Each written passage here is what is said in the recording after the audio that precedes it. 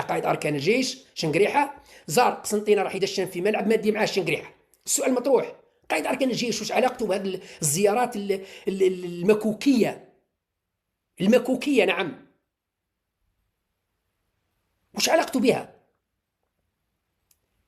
كي نقول مكوكية نقصد مليح مليح المكوكية، لأنك راح تدشن في المريخ أو زحل أو قمر من الأقمار النجوم، راك رايح للمكوك، رايح لقسنطينة تدشن في ملعب في قسنطينة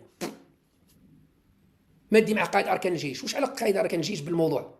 ما هي علاقة قائد أركان الجيش بهذه الزيارات الميكرو مكوكية؟ وش علاقتها؟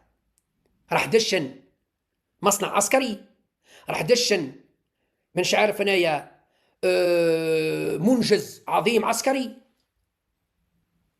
لماذا قائد أركان الجيش لاصق مع رئيس الجمهورية في كل خرجاته؟ هل كان هذا الأمر يحدث أيام بوتفليقة؟